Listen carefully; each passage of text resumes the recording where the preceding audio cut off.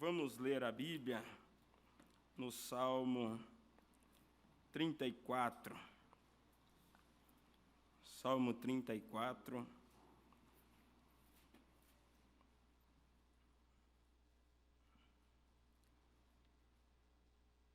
Louvado seja Deus.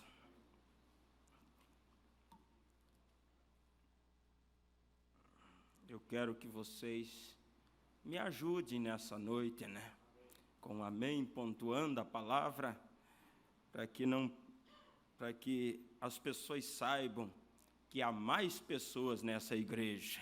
Não estou falando apenas para os bancos, mas estou falando para pessoas que têm vida.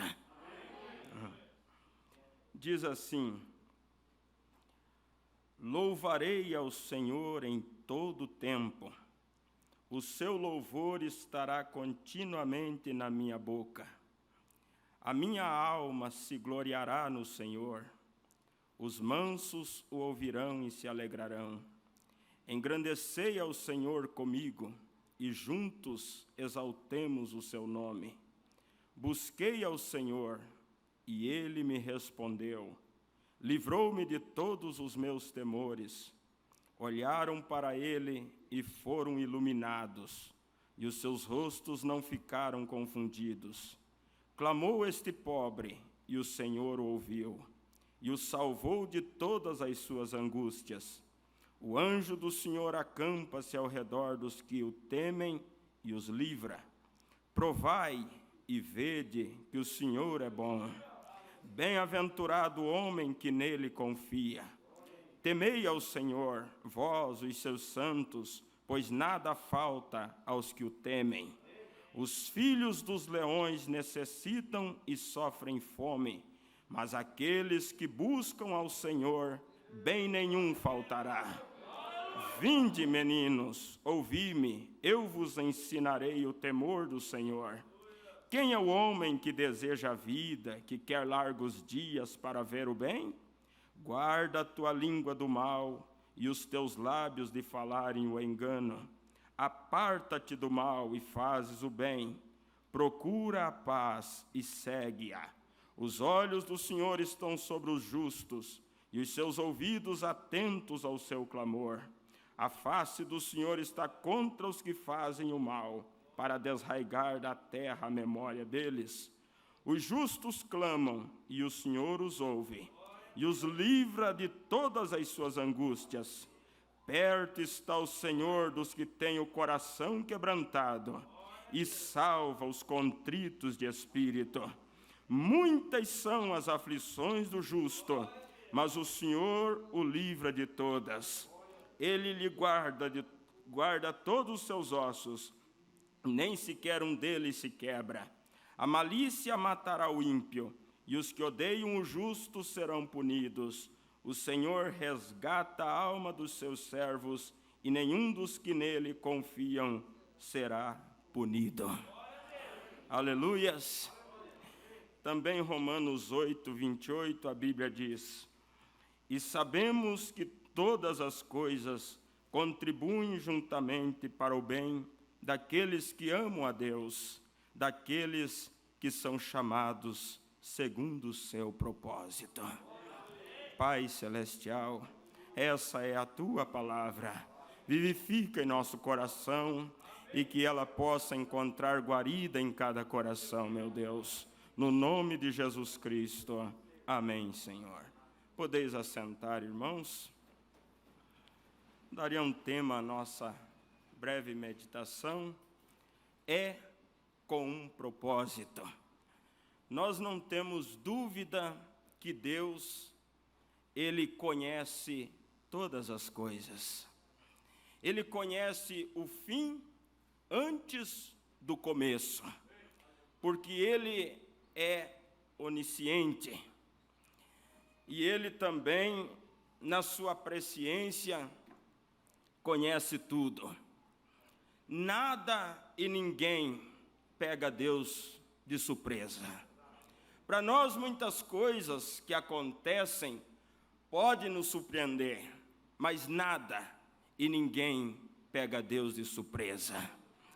E temos que entender que todas as coisas, a Bíblia não diz que algumas coisas, mas ela diz que todas as coisas contribuem para o bem daqueles que amam a Deus.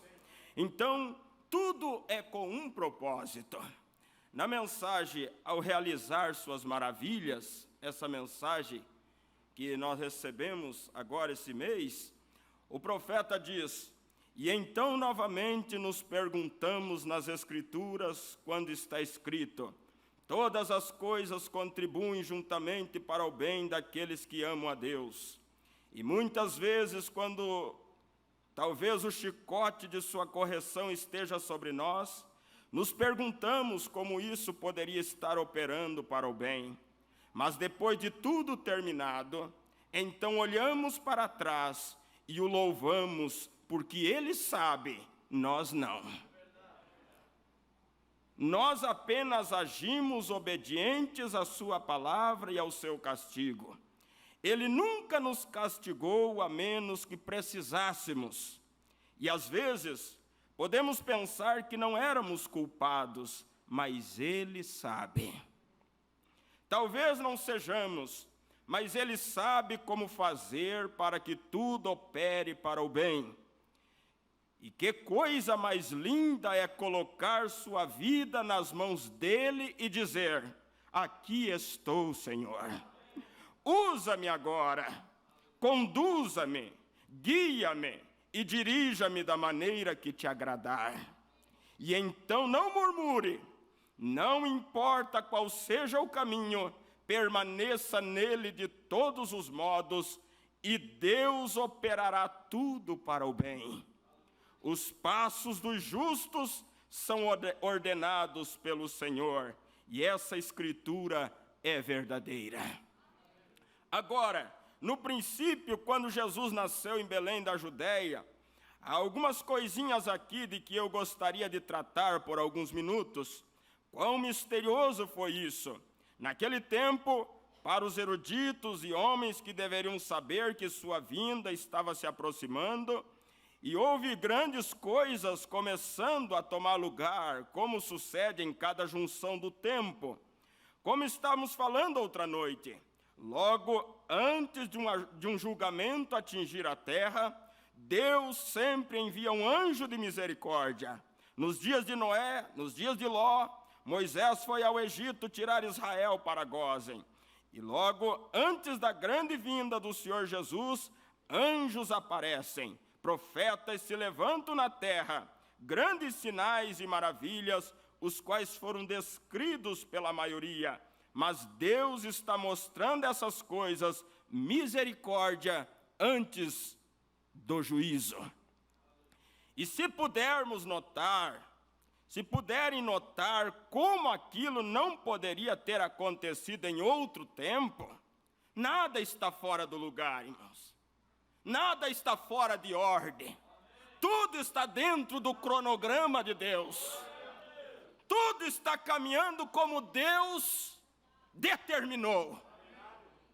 E então o profeta diz: aquilo não poderia ter acontecido em outro tempo, como Deus, em sua grande e sábia providência, como Ele move cada dente da engrenagem para bater no tempo certo. E isso nos dá fé, algumas vezes, quando pensamos: tudo está de perna para o ar e não há saída. Não pense assim. Nada está de perna para o ar. Tudo está sendo administrado por aquele que conhece todas as coisas. E ele diz, o profeta segue dizendo: Deus está fazendo isso funcionar exatamente de acordo com o seu programa para o tempo próprio. E como nesse grande tempo, antes da vinda do Senhor Jesus à terra, esse pequeno casal, o jovem casal José e Maria, sendo noivos, e algo tinha acontecido na vida que fez com que José visse que Maria ia ser mãe, e ele estava pensando nessas coisas, E o anjo do Senhor lhe apareceu. Veja, o sobrenatural começou a operar. E disse: José, filho de Davi, não temas receber a Maria, tua mulher, porque o que nela está gerado é do Espírito Santo. E como José compreendeu, e então seguiu adiante com o casamento. E naqueles dias, se houvesse outro rei, quem sabe fosse um rei de bom coração, isso não teria acontecido. Se fosse outro rei, talvez não teria acontecido. Mas tinha que ser um cruel, um assassino, um Herodes, que tinha que estar no trono naquela época, para que a palavra de Deus se cumprisse. Então nada está fora do lugar, tudo está no seu devido lugar. Tudo está caminhando para que essa Bíblia se cumpra. Queira nós, tenha uma explicação, não tenha explicação, nós não precisamos de explicação. Nós precisamos crer que essa Bíblia é a palavra de Deus. Ela é a verdade. E Deus não deve explicação a ninguém. Agora uma coisa é certa, Deus faz todas as coisas com propósito. E o Mombrana disse, se tem uma coisa que Deus ama, é provar os seus filhos. Deus ama provar os seus filhos. E é justamente quando as provas vêm, que cada um vai manifestar o que ele tem no seu coração. Mas também você não pode extrair o suco da laranja sem espremer ela. Para extrair o suco é preciso espremer. Para a rosa manifestar o seu perfume, ela precisa ser esmagada. E para que nós mostre do que somos feitos, Deus muitas vezes permite provas. Deus permite escândalos. Deus permite que algo inacreditável aconteça. Mas os filhos de Deus, eles não estão olhando para esse ou para aquele, eles olham sempre para Jesus. E eles seguem firme. Então nós vemos o profeta dizendo, se houvesse outro rei, quem sabe fosse um rei de bom coração, isso não teria acontecido, mas tinha que ser aquele assassino, cruel e sanguinário Herodes, que tinha que estar no trono, tinha que ser dessa maneira. O profeta havia dito que haveria um clamor em Ramá, Raquel chorando por seus filhos, e não seria consolada, porque já não existiam. E o que o profeta disse sobre a inspiração tinha que acontecer. E se cada preceito da eterna palavra de Deus tem que acontecer de acordo com o seu cronograma, não se preocupe, Jesus estará aqui na hora certa. Aleluia! Não precisamos querer adiantar as coisas. Na hora certa, tudo acontece como Deus determinou. E é com propósito que Deus faz todas as coisas. Agora veja, a Bíblia diz que chegou ao trono um faraó que não conheceu José. E ele tinha que chegar ao trono, porque o povo hebreu estava muito acomodado no Egito. Então precisava de um rei que não conhecia José, para começar a maltratar o povo de Deus. Porque eles tinham que entender que o Egito não era a terra natal deles, o lugar que Deus tinha determinado para eles. Deus havia prometido uma terra de Canaã. Nós temos que entender, irmãos, que a vida aqui não será sempre um mar de rosa, porque aqui não é o nosso lar. Há um lugar melhor nos esperando, há uma nova Jerusalém nos esperando, há uma glória nos esperando.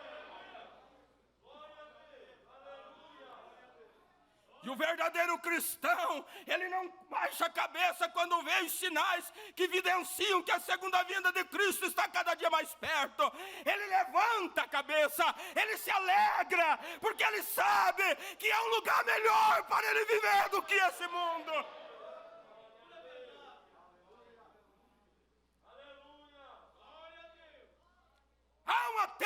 além do rio, que chamamos doce terra. Não é utopia, é uma realidade. Existe esse lugar.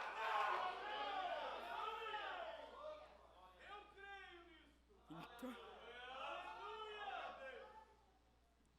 aí o profeta segue dizendo: Jesus estará aqui na hora certa, e a igreja estará pronta na hora certa. Não se preocupe. Todos aqueles que foram predestinados para irem no arrebatamento estarão prontos na hora certa. E Jesus estará aqui na hora certa. Eu não preciso ficar pregando que Jesus já veio. Ele estará aqui na hora certa para chamar o seu povo. Ele parará nos ares. A Bíblia diz: o mesmo Senhor descerá do céu com alarido, com a voz de arcanjo e a trombeta de Deus. O alarido, a mensagem, a voz de arcanjo, aquela voz que chama os mortos, e a trombeta, a convocação para a grande festa. Ah, uma festa! Lá você não vai precisar ficar preocupado. Mas será que não tem problema de fazer aglomeração aqui? Não, lá não tem coronavírus. Lá não tem essas coisas, não. Ali tudo é gozo, ali tudo é paz, ali tudo é alegria. Ali não há velhice. Aleluia! Aleluia! Louvado seja Deus! Oh, irmãos! O céu é real! A vida eterna é real! Aleluia!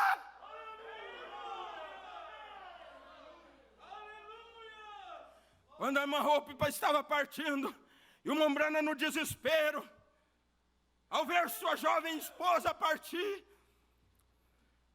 e ele chama ela de volta. Qual foi o sentimento?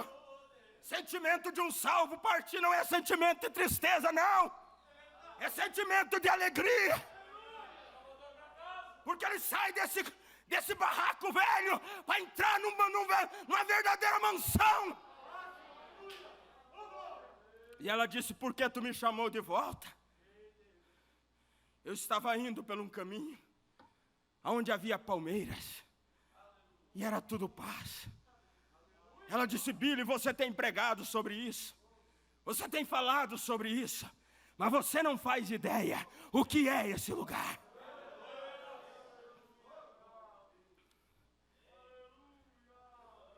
Na mensagem, como a águia agita seu ninho, o Mombrana fala como a águia forma um ninho para chocar ali seus ovos, para descascar para que aquelas águiazinhas nasçam naquele ninho. E ele diz que ela traz galhos cheios de ponta lá na fenda da rocha. E então ela coloca aqueles galhos espinhentos, mas ela não quer que seus filhotinhos se espetem com aqueles galhos pontudos.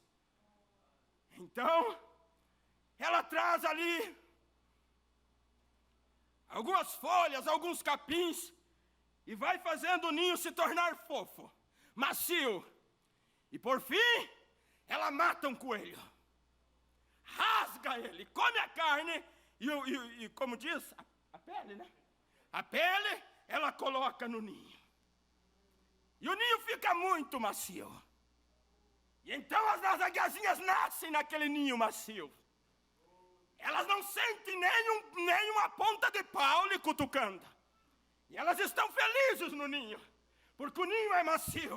É bom de estar no ninho. Elas ganham comidinha na boca, porque ainda são pequenininhas. Mas é com propósito que a águia mãe colocou aqueles paus de ponta debaixo. Porque o lugar daquelas águias não é toda a vida no ninho. Elas não nasceram para viver a vida toda no ninho. Você não nasceu para viver a vida toda aqui. O teu lugar não é aqui.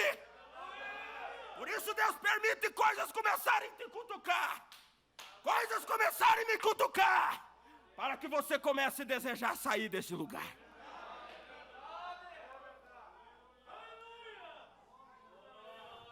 Aleluia! E o irmão Branham diz que chega um momento que a mãe águia percebe que já é hora daquelas águiazinhas saírem do ninho. E sobre aquelas águias há muitas penas soltas. E então a mãe águia chega com aquelas grandes asas e começa a chacoalhar. E o vento das asas da grande mãe águia faz com que aquelas penas soltas de seus filhotinhos voem para longe. E o irmão Branham diz que as duas grandes asas da mãe águia apontam para a palavra. O Novo e o Velho Testamento. É com essas asas que Deus chacoalha diante da igreja, para tirar todas as penas soltas de nós, porque estamos prestes a fazer um voo. E não podemos voar com penas soltas, não. As penas soltas têm que cair para que nós façamos esse voo. Algo que aquelas águiazinhas nunca fizeram antes.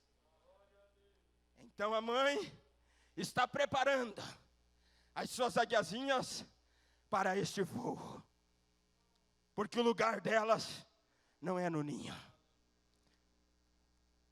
Quantos anos Deus está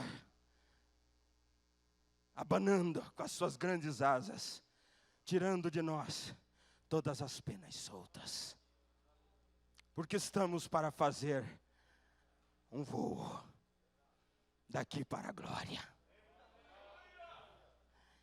E aquelas águiazinhas nunca tiveram tal experiência, elas não sabem como fazer.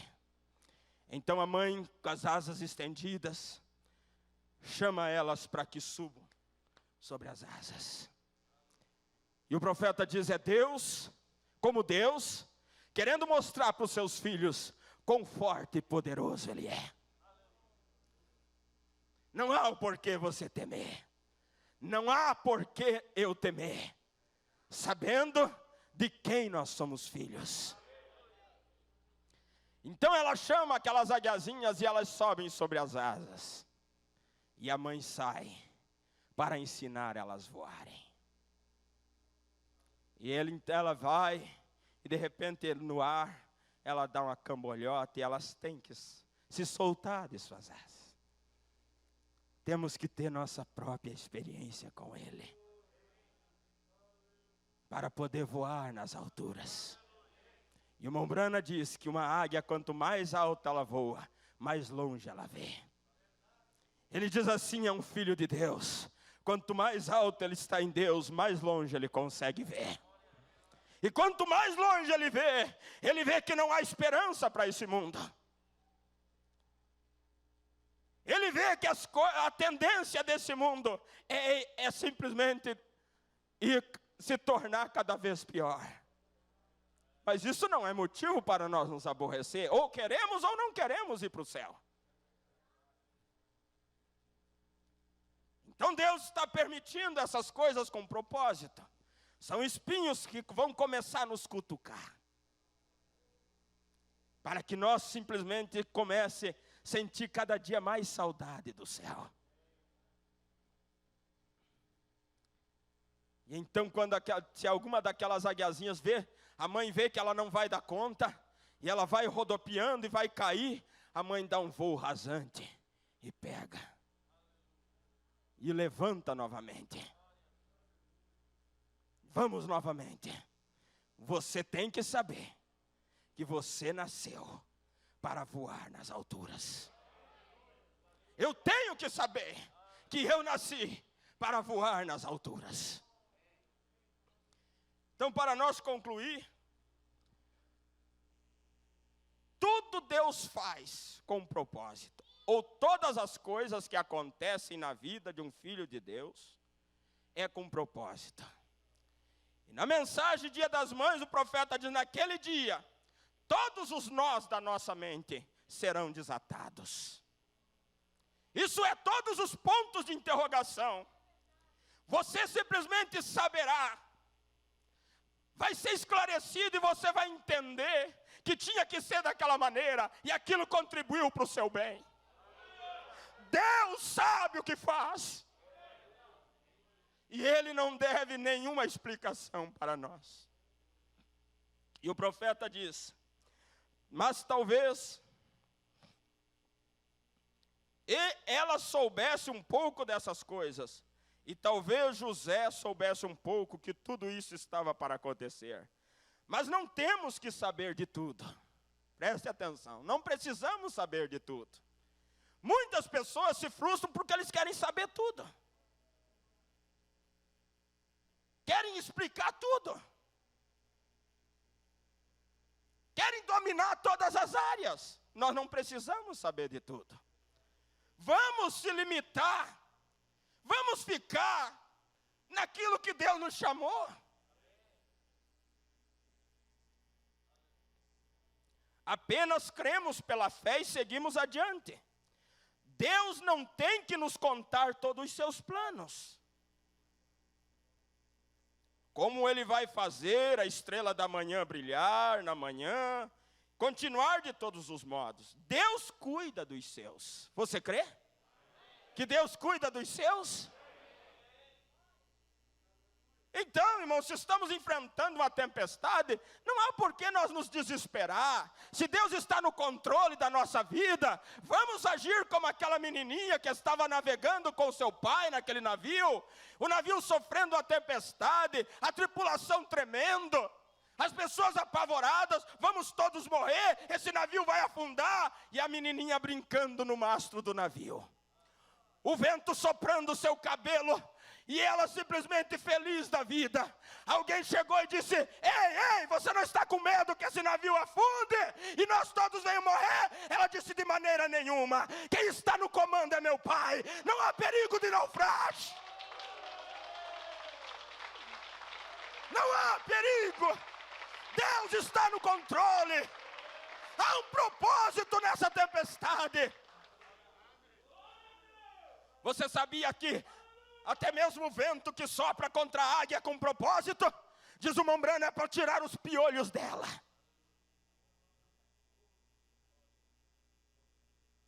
Às vezes as lutas vêm para um propósito, para que nós simplesmente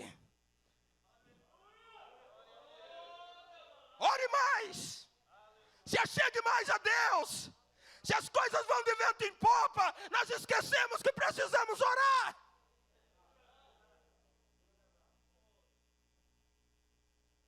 Tudo é com propósito. Eu vou terminar lendo isso aqui.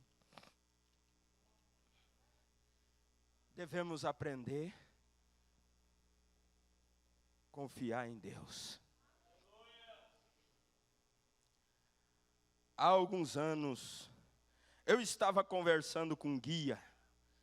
Mensagem O Maior Dom na Bíblia. Terminar aqui essa leitura. Há alguns anos eu estava conversando com um guia índio, que tinha se perdido no deserto. Seu nome era Tincoy. Um guia muito conhecido. E ele se perdeu no deserto de Arizona. E ele não conseguia encontrar seu caminho de volta. Sua égua, se você já se perdeu, eu já estive perdido. O nariz fica ferido e sangra onde a areia está fervendo. A língua fica tão grossa que você nem consegue falar. Seus lábios viram para fora e se racham todos. Então o diabo te mostra uma miragem. É o que ele está fazendo, irmãos. O diabo está mostrando muitas miragens. Coisas que parecem ser, mas não é. Coisas que parecem te trazerem felicidade, mas trarão dor e sofrimento no futuro. Só há um lugar onde nós encontramos felicidade. E esse lugar é em Cristo. Então o diabo aponta miragens. Isto é algo. Você vai pelo caminho e parece que você vê água. Quando você chega lá, não é água. Isso é o que a miragem representa. Parece ser, mas não é. Esse mundo, irmãos, não passa de uma miragem. Esta é a maneira que o diabo faz com os membros de igrejas e pecadores. ele tenta te mostrar algo prazeroso. E às vezes os turistas que saem das estradas e entram no deserto para pegar algumas flores, então tudo se parece muito igual e eles não conseguem encontrar o caminho de volta. Acabam se perdendo. Há muitas flores à beira do caminho.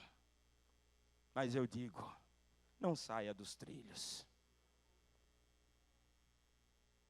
Nós estamos na reta final. Há um hino que diz: meu irmão, não queira desistir agora, porque já estamos muito perto da vitória. Não troque a cruz por coisas tão banais. Siga em frente e continue lutando, pois brevemente essa igreja da terra partirá. Lute, irmãos, estamos no fim da jornada, na última milha da estrada. Não vale a pena desistir agora. Tente, sei que é difícil prosseguir em frente, mas vai valer a pena ser um crente. Muito breve estamos na nossa vitória.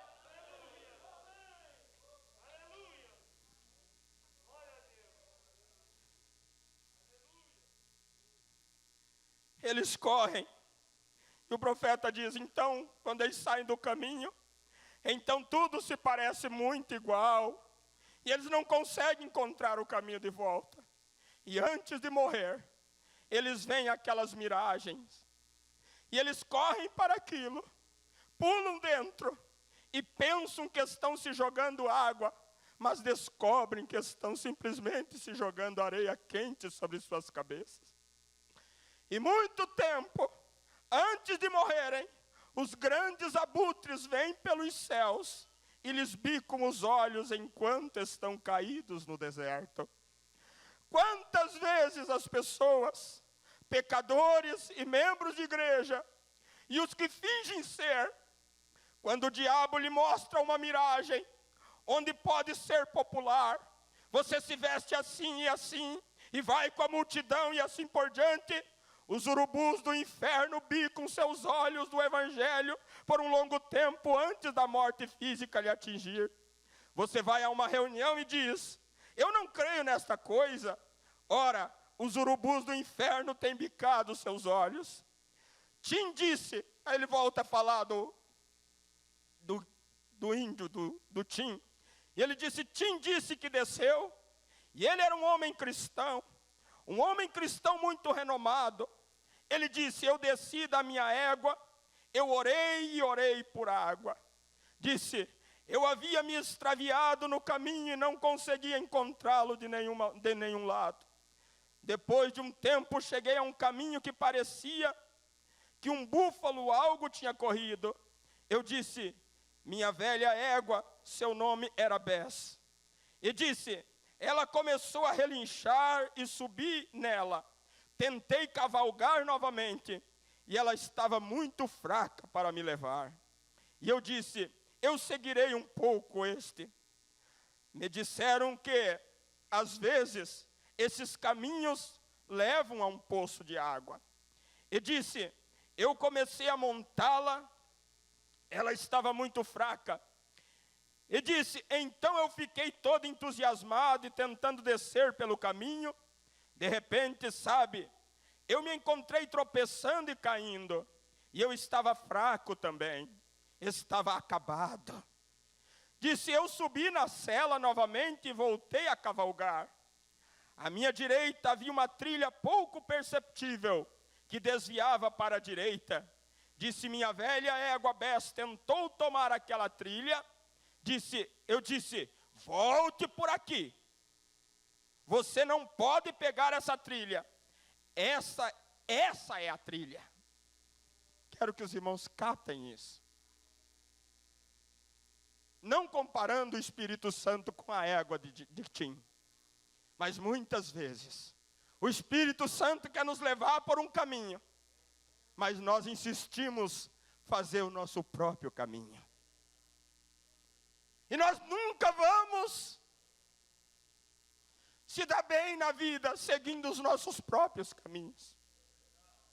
seguindo as nossas próprias ideias, fazendo as coisas do nosso jeito. Deixa Deus te guiar.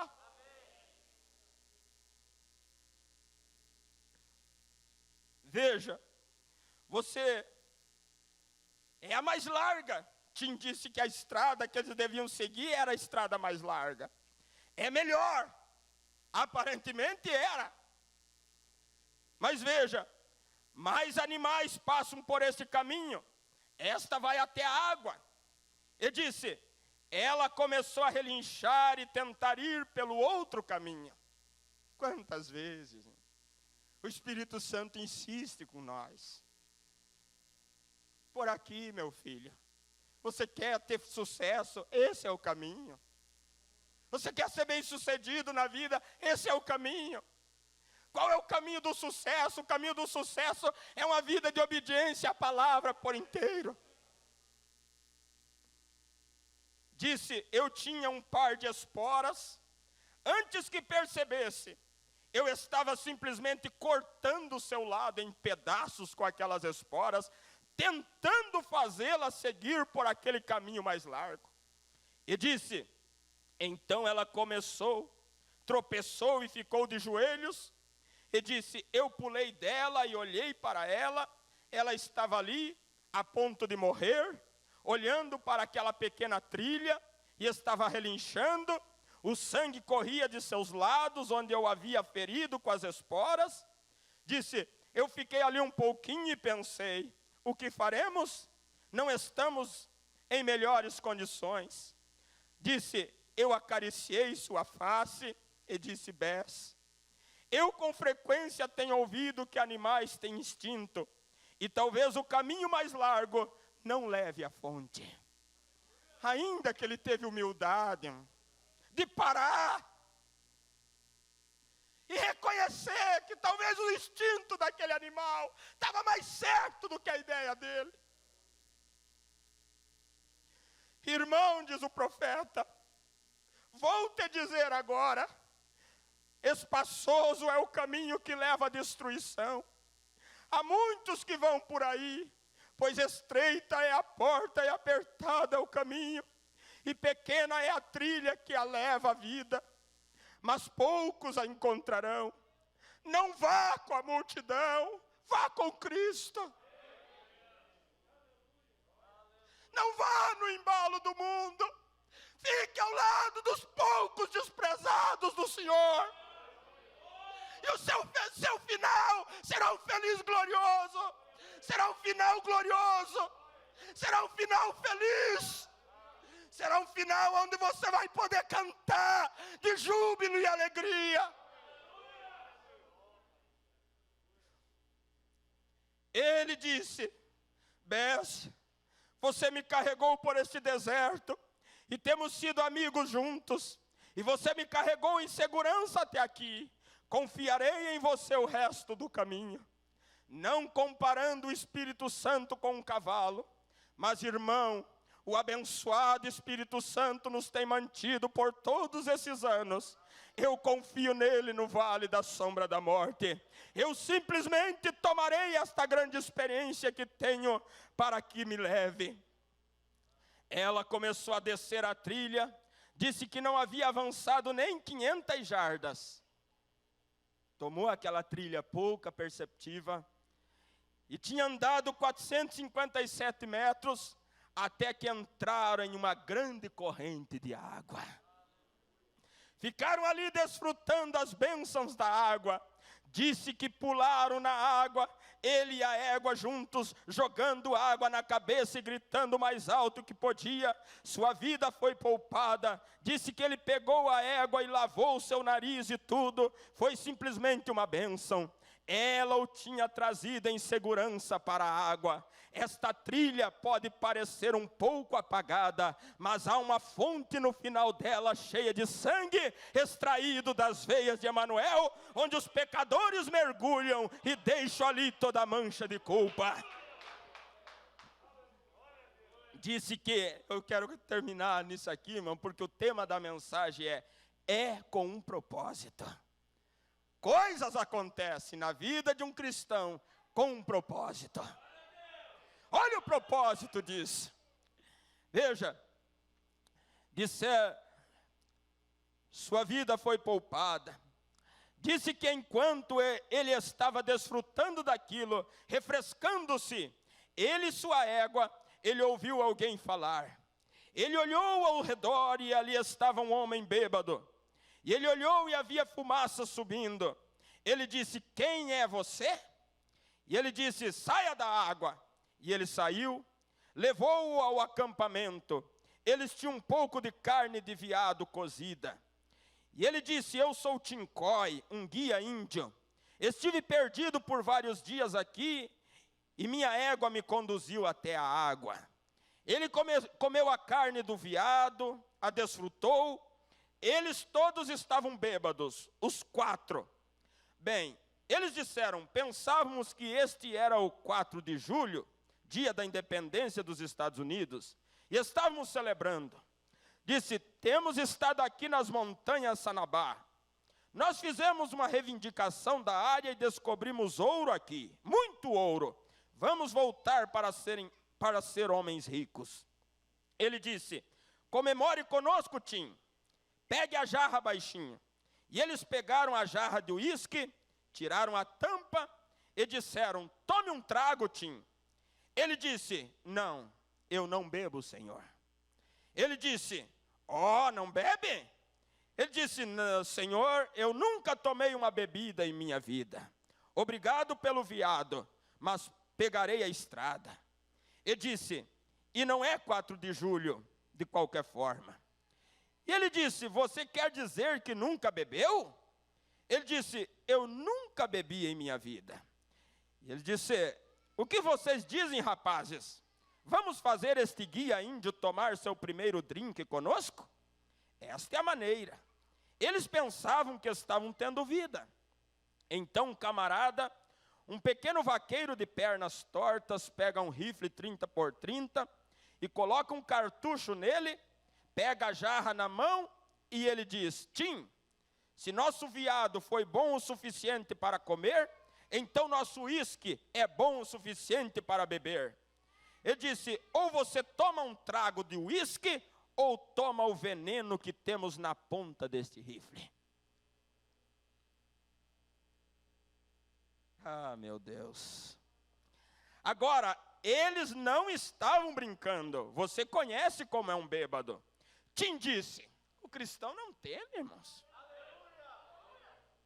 Foi com propósito que ele se deparou, que ele se encontrou com esses 4 homens lá. Havia um propósito. E você não vai morrer enquanto Deus não cumprir todos os seus sonhos que Ele planejou na sua vida. Fique tranquilo. Pode até ficar doente, mas enquanto não chega a hora, você vai estar bem. Está sobre os cuidados de Deus.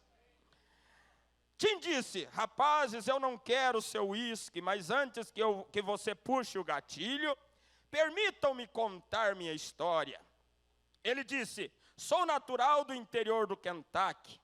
Disse, há muitos anos, numa velha casinha de madeira, disse, uma pequena cama colocada no canto da casa, com ripas de cerca fizeram uma cama. Essa é do tipo em que eu nasci. E palhas como colchão. Disse, enquanto a luz da manhã se arrastava pelo chão nu de uma pequena cabana, uma mãe estava morrendo. E disse, um garotinho descalço de apenas 5 anos de idade circulava pela casa, a única pessoa lá quando uma mãe cristã piedosa estava indo para encontrar-se com seu Criador. E disse, minha mãe me chamou junto à cama, me abraçou e disse, Tim, Deus enviará alguém aqui para você, mais cedo ou mais tarde. A mamãe está indo para casa. Eu quero que você me prometa algo, Tim. Seu pai morreu com suas botas calçadas. Ele morreu bêbado. E esta é a razão pela qual estamos na pobreza. Mas prometa-me, Tim, como sua mãe, que você nunca beberá um trago enquanto viver. E ele disse, quando a respiração deixou o seu corpo, e eu tirei minhas mãozinhas de suas apertadas, disse: senhores, daquele tempo até agora, eu nunca experimentei o uísque, mas eu tenho servido ao Senhor com um coração puro. Disse: agora, se você quiser atirar, vá em frente. Prefiro morrer, mas não quebrar a minha promessa. E naquela hora uma arma disparou, e quando fez a jarra na mão do homem, estourou. Da parte de trás do desfiladeiro, saiu um pequeno indivíduo, com muitas cicatrizes e surrado, lágrimas descendo de sua face, com armas em ambas as mãos. Ele disse: você não me conhece, Tim, mas eu te conheço. Disse: nenhum de vocês me conhecem.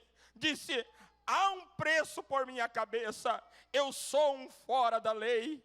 Disse: eu segui vocês por todo o caminho de Sanabar, e observei vocês aqui com este ouro, e eu pensei que quando ficassem bêbados o suficiente, ao invés de colocar uma bala em vocês, eu apenas viria e bateria em cada um de vocês na cabeça, e pegaria o ouro, e eu estava esperando até que ficassem bêbados. Mas Tim, eu também venho da região de Kentucky. Disse: eu prometi a uma mãe moribunda a mesma coisa, mas sinto muito por ter quebrado o meu voto. Mas disse: eu tenho certeza de que ela ouviu minha pistola, quando ela ecoou através dos grandes desfiladeiros do céu.